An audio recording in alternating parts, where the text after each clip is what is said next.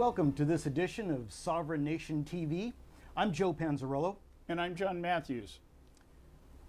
WordNet defines the information age as, quote, the period beginning in the last quarter of 20th century when information began to become easily accessible through publications and the manipulation of information by computers and computer networks. Wiktionary defines the information age as, quote, the current era, characterized by the increasing importance and availability of information, especially by means of computers, as opposed to previous eras, such as the industrial age, in which most endeavors related to some physical process or product. Looking to explain the circumstances that transformed America from an industrial epicenter to that of information titan, John Waters, web design director at Waters International Incorporated, explains it this way. Quote, there was a time when information was precious, when news was important. We collected and stored the facts in our heads. But something began to happen around the middle of the last century. Information got ahead of us. It started to grow at a rate we were unprepared to handle, end quote. Throughout the 60s and 70s, information abundance made collecting and recalling more selective and more difficult. During the 80s, real angst set in. We suffered from information anxiety, as Richard Wurman explained in his classic book by the same name. In the 90s, information became the currency of business, the preferred medium of exchange, and the information managers became information officers. Today, this currency has become a commodity, another mass-produced, unspecialized, overdeveloped product, and we are nearly drowning in it. Certainly, as Waters contends, there can be no denial we are indeed drowning in information. So much so that one must ask just how much information is too much, is a question ripe for debate. But one thing anyone with any level of ethical conscience is already asking is, how much of this information disseminated on a weekly, daily, or even hourly basis is actually real information? How much of it is worth sharing? How much is worth retaining? And how much of it is misinformation or disinformation? There is a difference between the two, and that difference is paramount to understanding today's volatile political landscape we see as we travel the information highway. Misinformation is that which is either unintentionally or willfully disseminated. Regardless of the reason, whether to deceive or in error, it is simply false information. Disinformation, on the other hand, is on par with propaganda. It is used to mislead, intent, deflect blame, or deceive one into believing something is true when in fact it isn't. It is intentional in every aspect of its only purpose is to deceive. The social justice narrative that drives today's race-baiting advocates for the destruction of our republic, its economical system and heritage is the endgame of disinformation tactics. Identity politics is the perfect example of how statists are tactically employing disinformation. By design, disinformation is being used to divide in order to identify political allies and opponents and destroy old ideological or theological paradigms.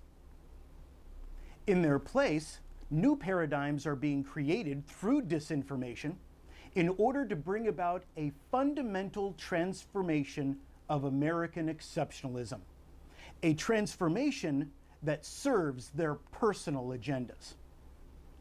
We've watched minorities of all races subjected to disinformation by being rotated on this list of racial injustices as current events dictate. A black man with a criminal record is killed by law enforcement for violating the law, and cities burned to the ground. Anyone caught in the crossfire of such peaceful protests become collateral damage in the cause. Instead, the adulation of a criminal is elevated to martyr status. Yet, let a black woman or child die at the hands of gang violence, and the streets are absent any outcry for justice aside from the tears of the victim's family.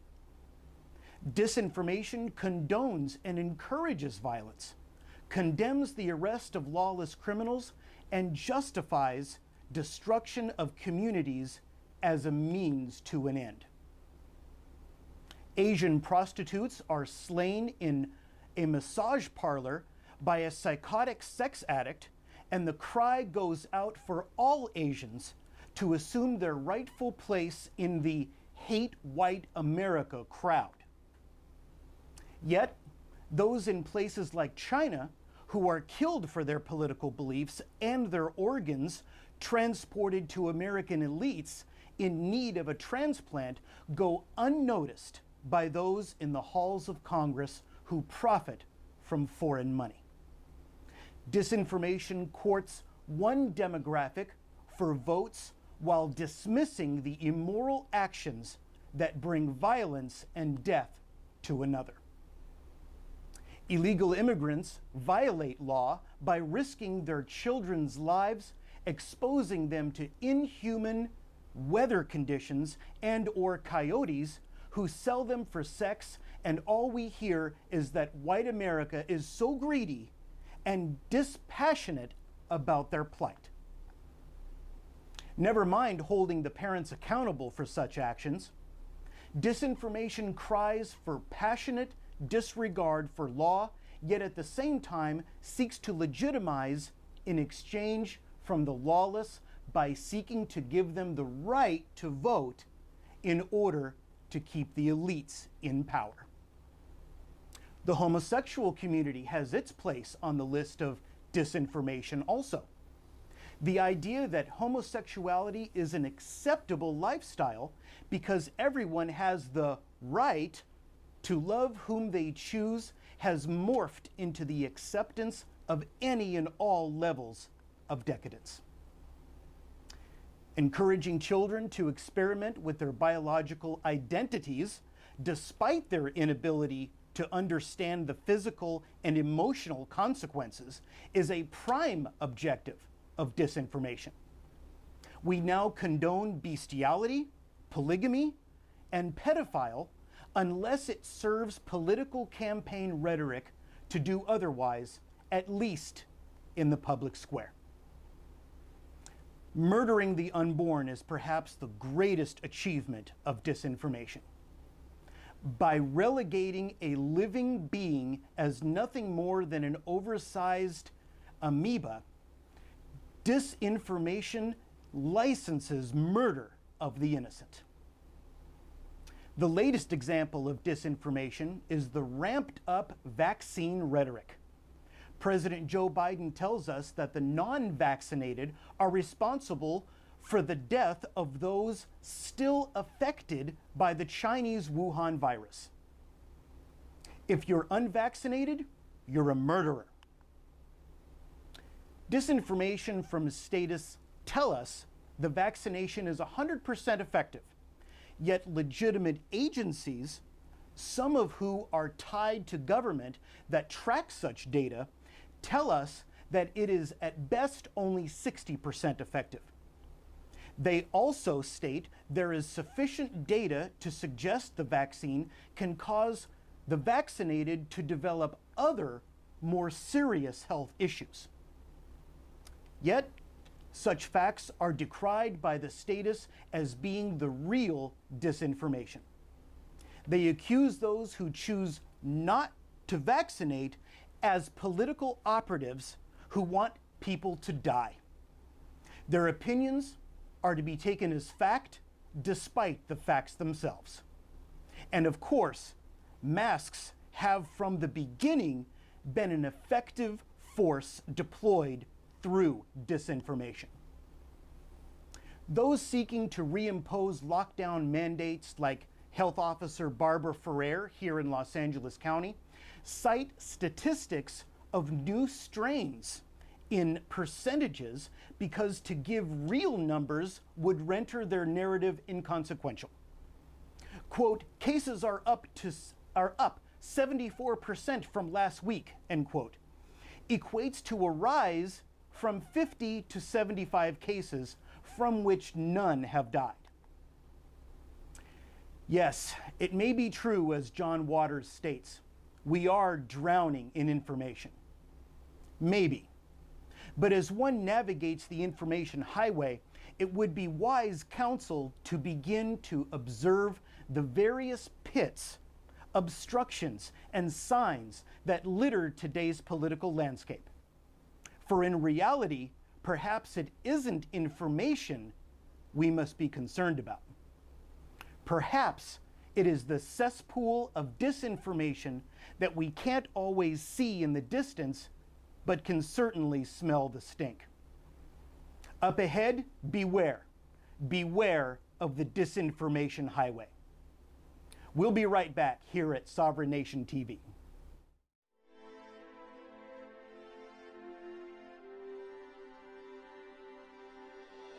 Life, liberty, and the pursuit of happiness. The Declaration of Independence proclaims God-given rights, and we intend to protect them. Working with people like you for over 50 years, preserving freedom and building a better tomorrow. Safeguarding the Constitution by limiting government power. We are restoring liberties, educating voters, and leading the freedom movement. Independence starts with you and I working together as a team. With our affiliates and your support, we reach in excess of 1 million unique individuals like yourself every month. This website is the catalyst, and you are the energy we need to make a change. On jbs.org, we store a sizable variety of tools designed to get you started. I invite you to consider taking part in turning the tide for freedom, not just for one, but for all. Not just for today, but for years to come. We, the John Birch Society, stand to defend the Constitution and Declaration of Independence. What do you stand for?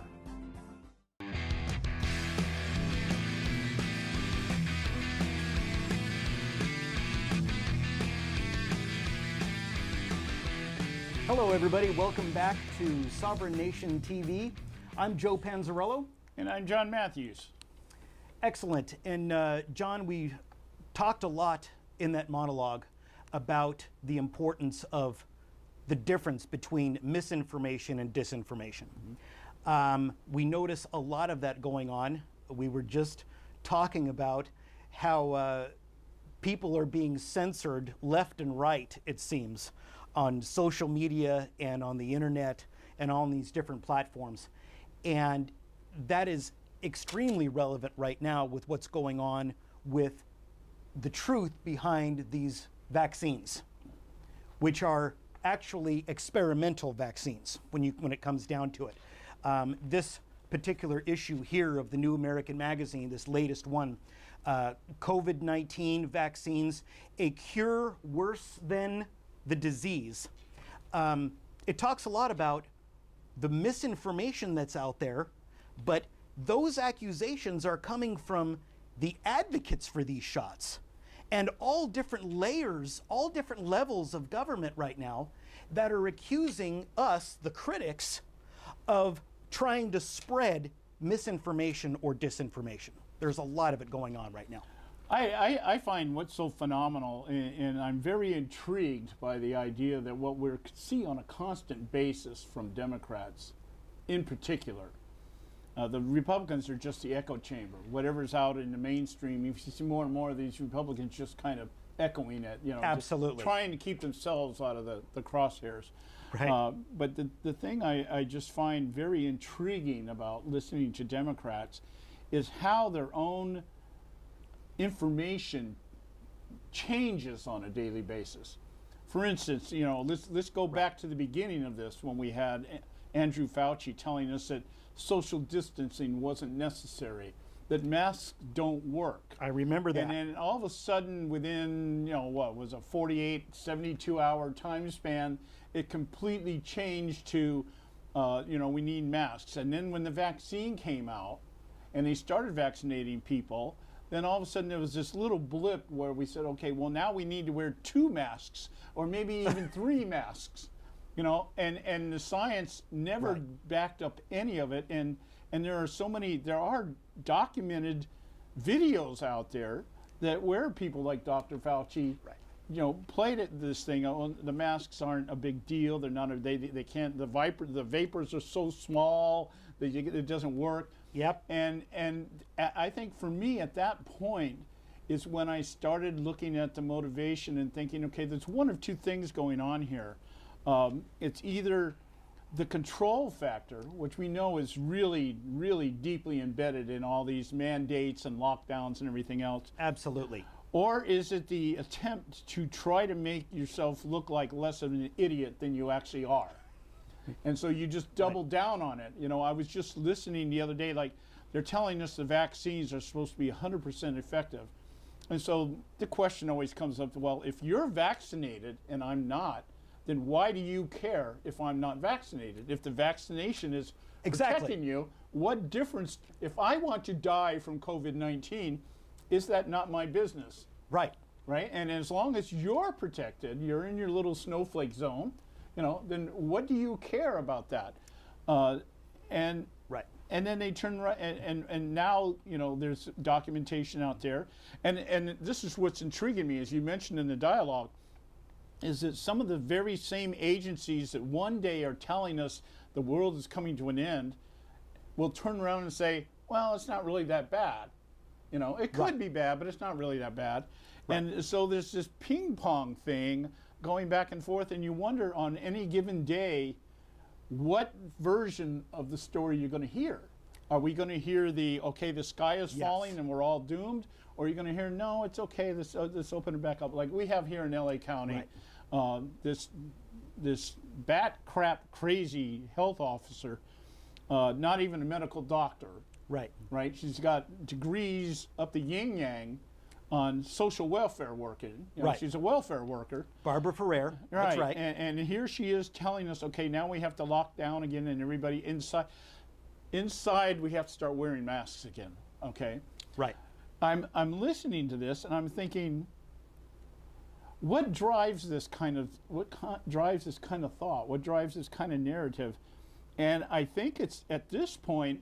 It's just the fact that these people know they're fools. They know everybody knows that they're fools, but nobody wants to admit it.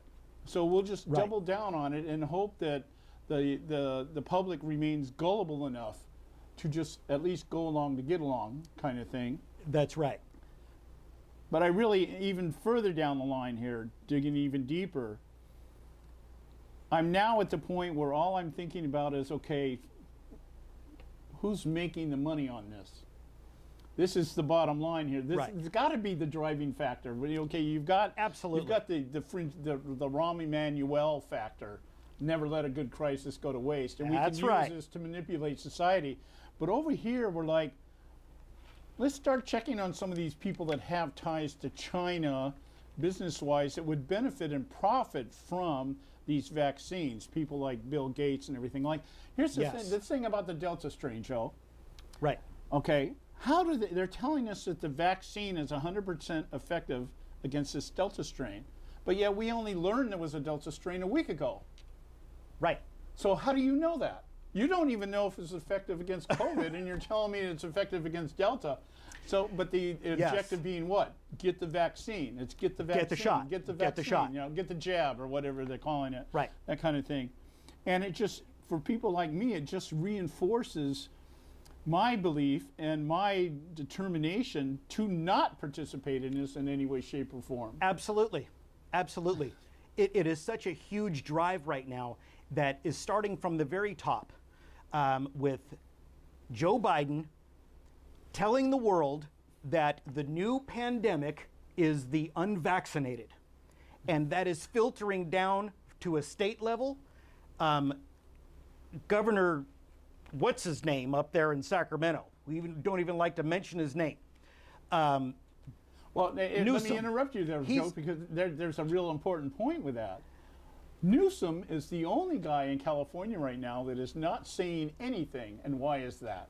Because he's on recall right now. Right. I guarantee you if he survives this recall, the day after that happens, we're going back into lockdown, my friend. Absolutely. There was already talk on the news this week that because of these new numbers allegedly from the new Delta variant, that if it was several months ago, we would be in the purple tier here again in California, okay? But all Gavin Newsom did this week was try to emphasize that people get the shot.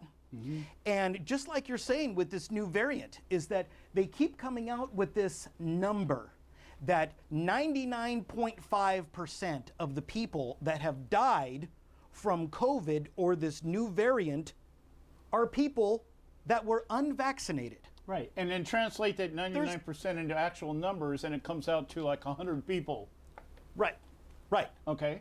There's no science behind it. There's no proof behind any of this. And it just amounts to another stage in this fear factor and this fear mongering to try to reach this herd immunity percentage, trying to get 80% of the country's population to get some sort of shot. Oh, and again, that 80% 6 months ago was 60%. That's correct. Okay, I so remember that. They even keep moving the goalposts on what is herd immunity. That's right. So it just changes depending on somebody in a room someplace. The central planners must be sitting in a room someplace, and they wake up every morning and they get together and go, okay, what are the numbers today? All right, okay, well, the numbers, well, they're not going in our favor, so let's do something. Let's amp it up. Let's talk about the percentages of increases in the number of people that are that are sick. I was doing some research the other day, and what I discovered was I went looking at death statistics last year, and what I found in these statistics, and this is from the government agencies, the VARs and some of these other agencies, and what they're saying is, for some reason, the number of flu cases in the United States is phenomenally low, historically low. Okay, so why is that? Okay, but you know what's up?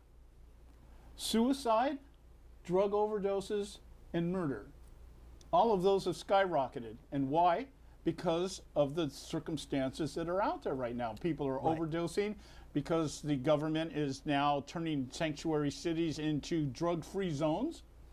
People are dying. I was just watching a video last night where they were actually, I think it was in Portland or Seattle, and they were showing the street cleaners going down the street, cleaning up the needles. And I mean, it was like somebody had dropped the box of needles out on the street, and they're going out there, a record high number of overdoses in that city right now, right? So horrible. And so all these things, we're not talking about the related deaths of COVID, the suicide rates up 24%. Right. Why is that? Because of the surroundings that government has created, the environment that government has created around the COVID crisis or pandemic with regards to the lockdowns, people being put on unemployment, people getting fired, going through financial hardships, having loved ones or friends become sick by not getting the treatment that they need, whatever.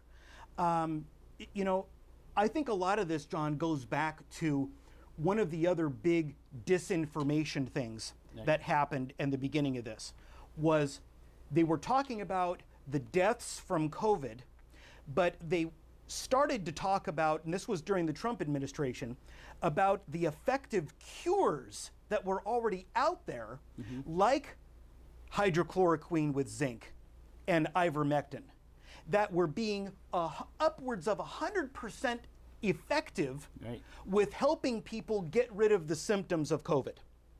But the media and the left and the powers that be torpedoed that and crucified that argument and made up all this information about hydrochloroquine and those cures just because Trump came out and said it was effective and he ended up taking it when he had it. And so you had an effective cure that was already on the market that they absolutely had to get rid of Right. in order to usher in the vaccinations. Right, and we come into this phase in American thinking that when somebody, because the number of degrees after their name or whatever, that means that they're automatically intelligent, and so therefore when they speak and they give an opinion, the opinion is now accepted as fact. We don't ask anybody anymore, like if you give an opinion, and you say, okay, well, what do you base that opinion on? Right. And it's like, well, it's because of the way I think, or it's because of what I feel, or it's because I think the need is there to say this, because the need here is to get people to move in a certain direction.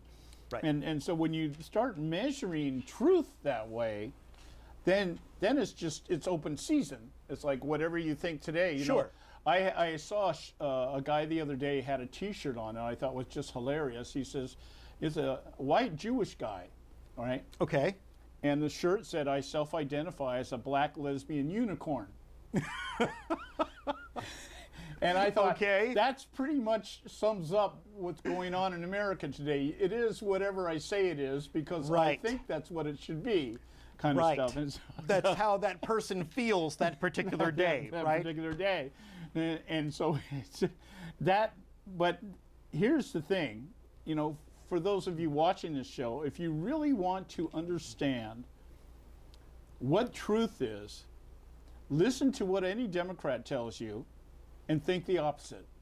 If you're saying disinformation is the idea when we say, okay, the unvaccinated are murdering people. We're murdering people because we're not vaccinated, okay?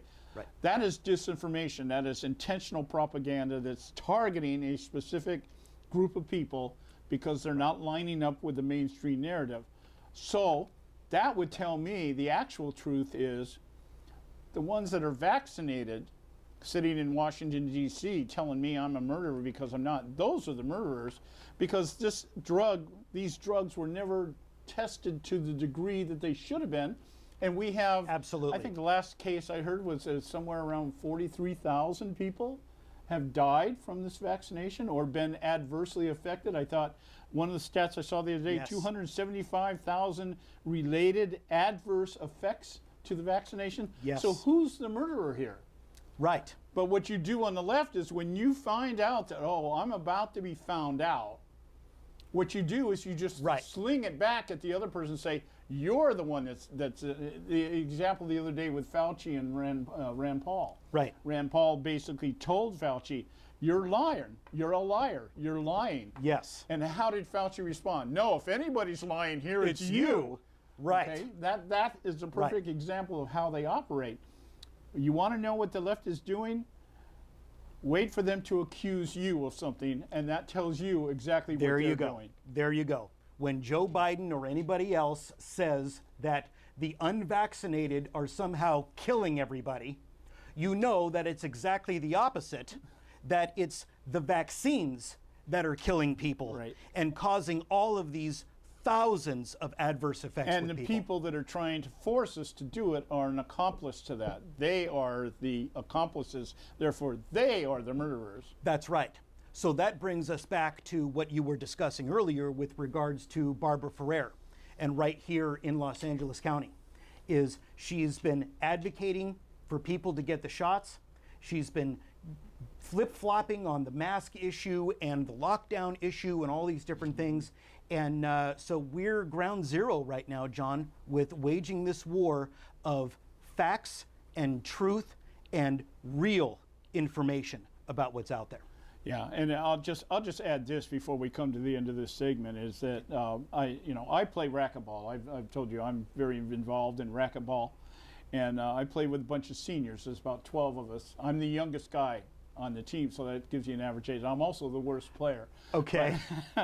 But they just opened up the sports complex here that actually caters or panders to senior citizens here in Norwalk, right? And the first thing they told us when we came in is that we have to wear masks when we play racquetball. Okay. Well, now, if you've ever tried to play racquetball with a mask on and you have to wear safety glasses, that's required, all right? So you fog up the glasses all the time. So I told the girl, I said, well, okay, well, here's the deal. I'll wear the mask, but I can't wear my glasses. So the first injury that I get from taking a racquetball in the face because I'm wearing the mask, I'm going to hold this center liable for any damages that occur to me, but I'll wear your mask. Sure. You know, but if any other consequential actions and things that happen, she says, well, we're released from liability. When you join the club, you release us from all liability. I said, then why do I have to wear the mask? If I get COVID by playing racquetball, you're not liable for that either. So what's the deal? No. And she just looked at me and she said, well, it's the county standards or the county guidelines. I said, yeah, well, that's a cop-out. You know, you have to tell me that because you're not, you know, you're just the gopher. You're just the one that has to tell me to do that. That's right. But it just shows the ridiculousness of it. And it very much equates to the idea of saying, okay, well, if I don't get the vaccine, okay, I might get this COVID or I might get the Delta variant or whatever the next variant is, the Echo Foxtrot, you know, variant or whatever they come up with. That's what's going to happen. But the point, it comes down to simply this. If I don't want it, I don't need to take it. And if I get sick, that's my problem. That's right. That's what freedom is all about, okay? Consequences. You make your decisions, you suffer the consequences, whether they're good or bad. And that's what the American dream is all about. Couldn't agree with you more, John. Folks, as we wind down this portion of the show today, I want to thank John for this great discussion, and I want to urge you to stay tuned for the next segment we got coming up. We've got a fantastic candidate for Congress here in the studio today, Amy West, and we're going to be coming up shortly with her interview, so stick around. Being a modern digital marketer is demanding. You work hard to maximize the visibility of your clients. If you had all your data in one place, you could analyze performance at a glance, and your job would be a lot easier. That's why we built Bright Local. We create a location dashboard for every client you manage and aggregate critical local SEO data, such as search rankings, local business listings, Google My Business, customer reviews, and social interactions. It's why over 3,000 SEO professionals trust us. Start today with a fully featured 14-day trial. Bright Local, making local SEO simple.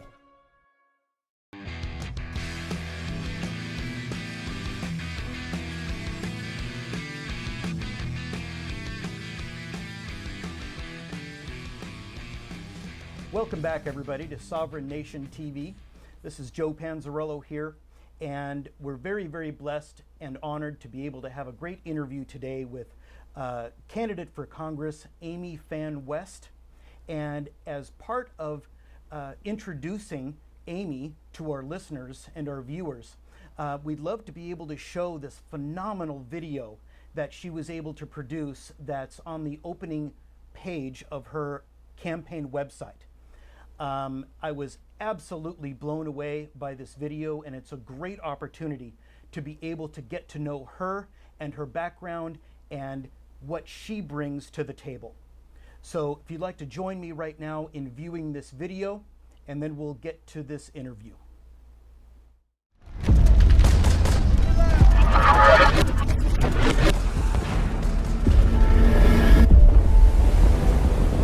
Communists killed my grandfather in front of his own children. Communists burned my family home to ashes. Communists hunted us, starved us, murdered us. Communists wanted my family dead because we did not believe in their evil ideology. We fled in a boat to America because the communists destroyed our home. America was a safe harbor. Now Democrats are bringing communism here to America. Communists want to destroy your home, the last free country on earth. Please listen to me. I speak from experience. America must never become a communist country. The vessel for communism in America is the Democrat Party. We must stop them. My name is Amy Phan West, and I'm running against the Communist Squad and Katie Porter in California's 45th District. When my family fled communism in Vietnam, we landed in America, right here in Orange County. We found safety here, dignity here, freedom here, and we immigrated legally. This is our home now, and I will not let communists destroy our home. I am fighting to ensure this nation remains the land of the free, and that means communist free. This is the reason why I'm running for Congress.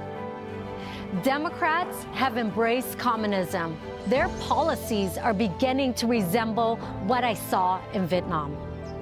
Right now in America, you are seeing the first stages of a communist takeover.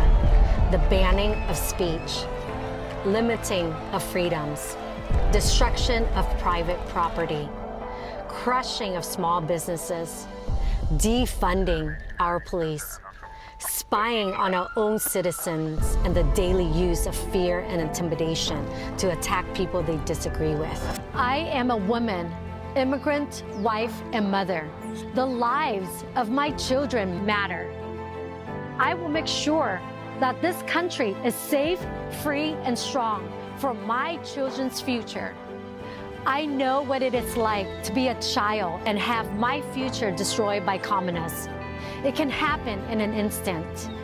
If it happens here in America, there is nowhere else to go for us and for our children. America is the refuge, the beacon of freedom for the world. We must be students of history. We are standing up to this fight for what is right. Elect me, Amy Phan West, and I will make sure America will never become a communist or socialist country.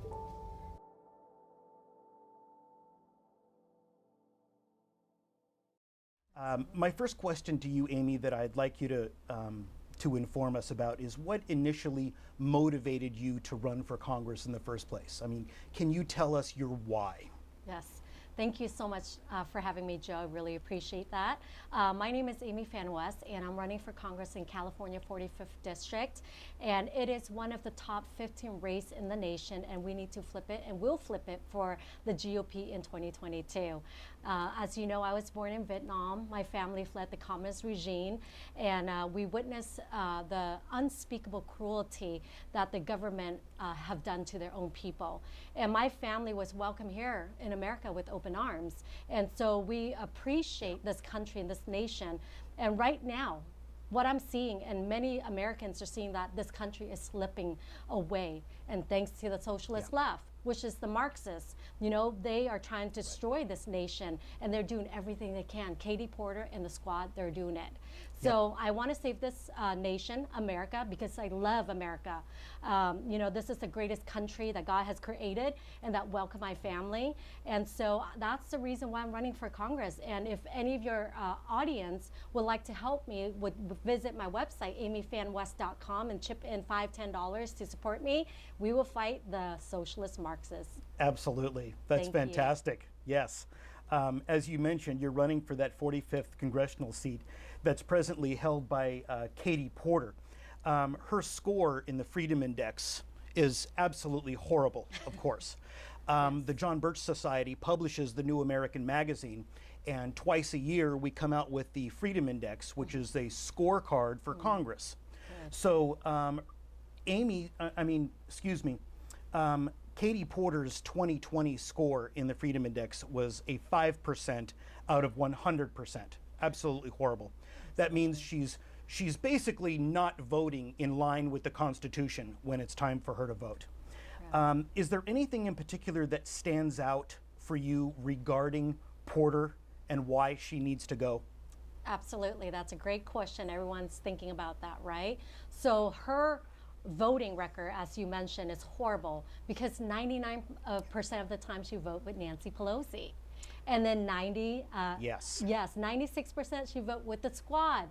And she is adorned by Tlaib and Amar, who is against Israel, who's against America value, right? And so, I mean, what do we expect, right? Her voting, she is for the socialists. She wants to implement socialism. Her rating, especially with the taxpayer and the business bureau, is horrible. It's 6%. It's very embarrassing. Oh. She doesn't care about the taxpayer or the small business within her district. Because if you think about it, a lot of the people who migrate into the 45th district are immigrants from different countries, like Iran, from China, from Vietnam, and they're being successful. They're small business owner, but her rating is pathetic. So that's the reason why we need to take her out. And this district has been Republican for the last 40 years. And Katie Porter just took it in the last 2 cycles. So it's flippable. In order to take it back from the Democrat, we need people to pitch in to help me to secure that and bring it back conservative. Oh, that's really reassuring, actually, Amy. Thank you. The new liar in chief, I call him, Joe Biden. He stole the election from Trump last year, as you're well aware. Yes. And, as a result, there's several election audits that are happening in different states throughout the country. So now the country and organizations like Election Integrity Project are looking at the election and the future elections with a microscope. Absolutely. What value do you place on election integrity moving forward? It's extremely important because our vote is our voice. This is a republic, where people can vote who they want to allow to give that power to kind of oversee certain area. For example, with Congress, federal, it was created by the people and for the people. We allow them to have that power after, America was created. The federal government then was created after. They didn't create the people or the United States. So therefore, we have to put the power in place. And term limit, it's important. And also voting, it's important because we have to secure that because it will discourage people from going to vote. They don't think their voice matter anymore. So that's why it's vital to secure that, starting with voter ID. I mean, we have we have ID going everywhere, right, in America. Yes, you need your ID everywhere. Driving to go into the airport or, those who want to drink, right, they have to get an ID, right, to be verified. So therefore, our vote is so much more important that dictate how America will be.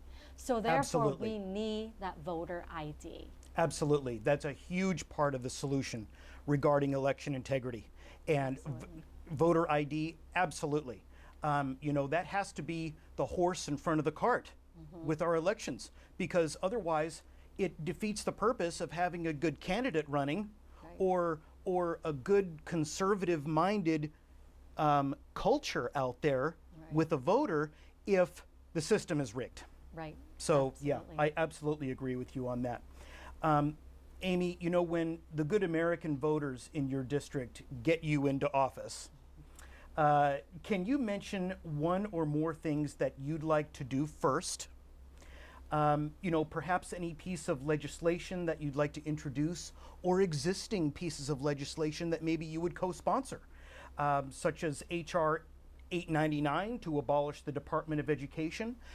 There's always a bill also to get us out of the United Nations. Absolutely. What would you like to do first upon reaching D.C.? Absolutely. There's a lot to be done, right? As we all know. Yes. But I think what is pressing right now, the priority is to rebuild America economy back to what it was before COVID. And it was great, and now look at the inflation. Everyone is paying so much more, and we see the pinch in our pocket, right? And so I think my top priority, honestly, will be to help small business to get back on their feet and to keep those business in California. And we're going to fight for tax cut, right, and lower regulations.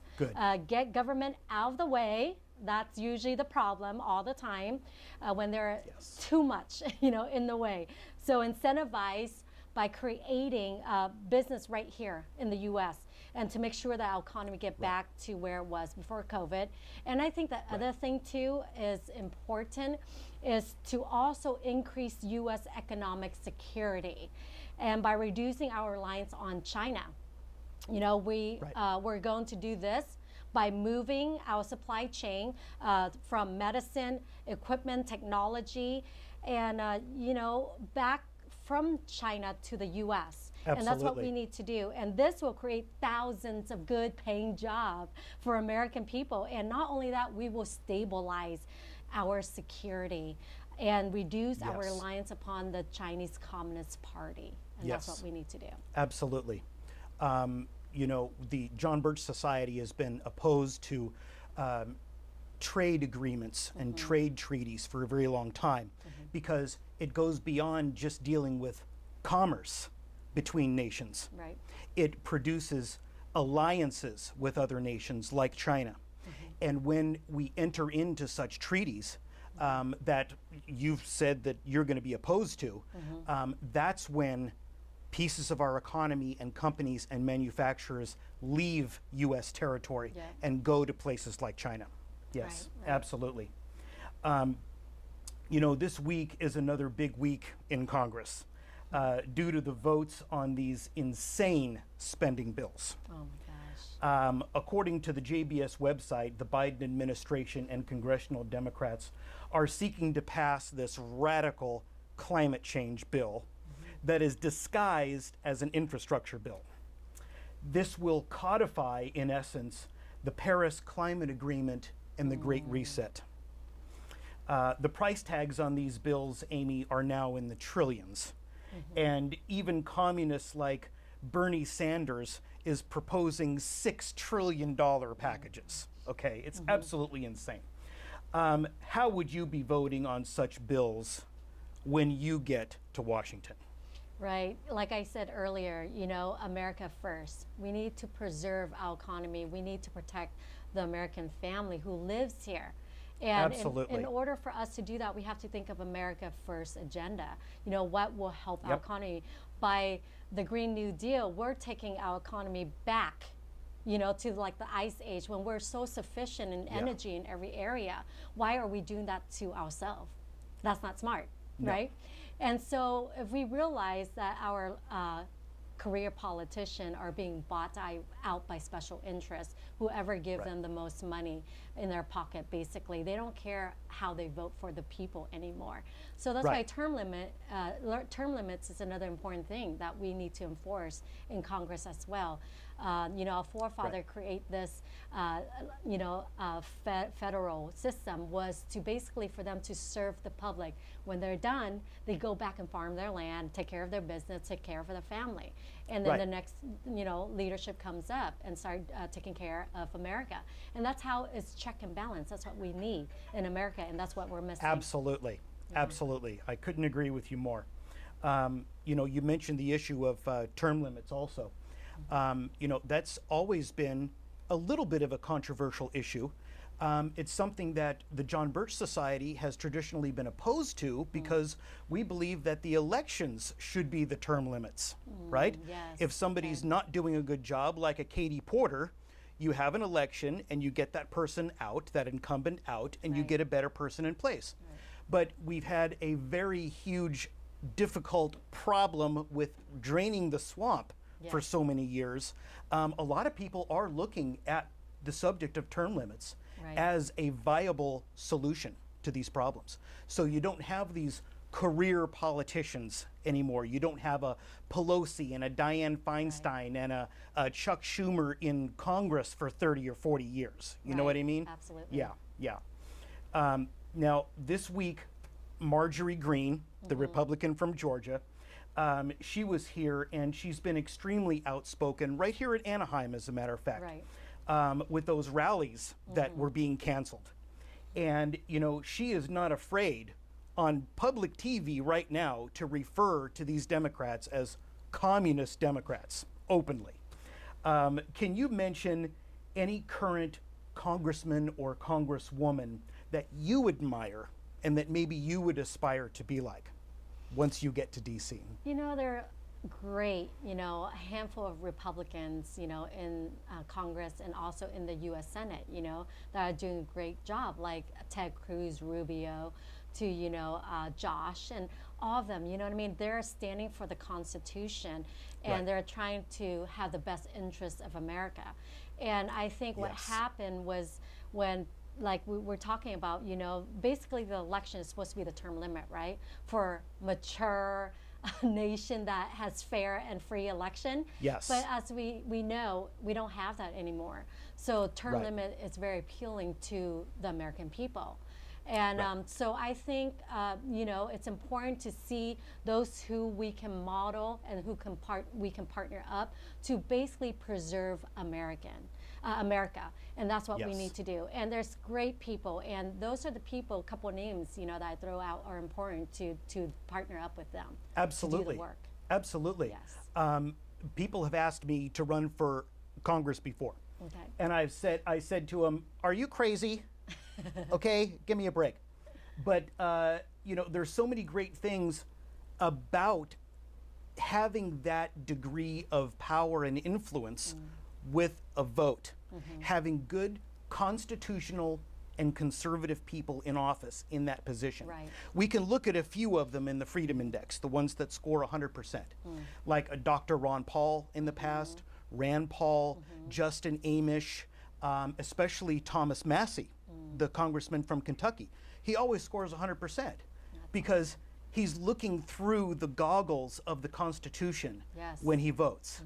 So I'm definitely looking forward to having more good candidates like you Thank you. getting there to team up with Republicans like that who were already there. Now, as you're aware, we've got swamp creatures on both sides of the aisle in Absolutely. Washington. So it's always very challenging having somebody in your position, excited, passionate, constitutionally minded, going into the swamp. Do you want to comment at all about how you would deal with people from your own party who might approach you once you get there and ask you to vote a certain way that you don't necessarily agree with? You know, like I said earlier on my campaign page as well, I'm a individual, independent thinker. And I think for the people in my district, the people of California and American people, and of course that always back up with the Constitution, because the Constitution, freedom of speech, freedom of religion, freedom to bear arms, and as the list go down, it's important to stick to that because that's how the freedom will continue and the liberty will continue and the prosperity will continue in America. So every Yes. vote needs to be based on that.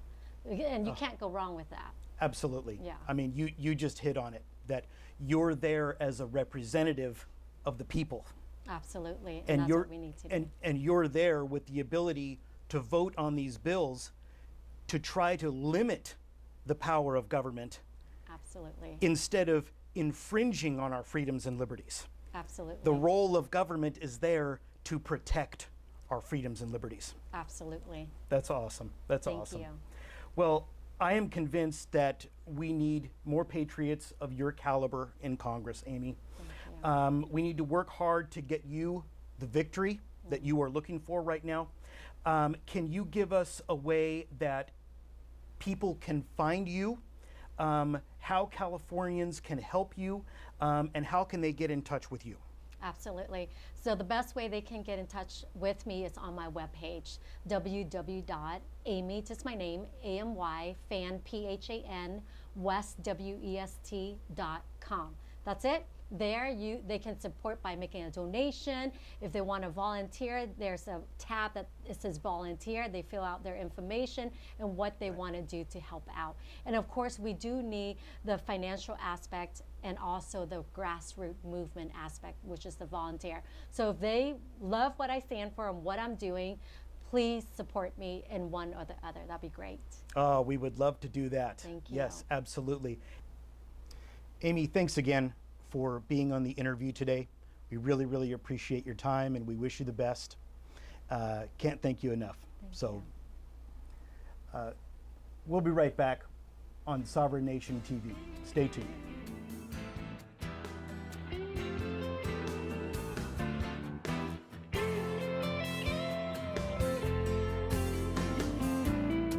Long ago, up on Bunker Hill, they fought for freedom. Oh, yes, they did. Our founding fathers, they rose up to that call and rallied to the fight for liberty. We the people, one nation under God, fighting for freedom and justice for all. We the people, one nation under God,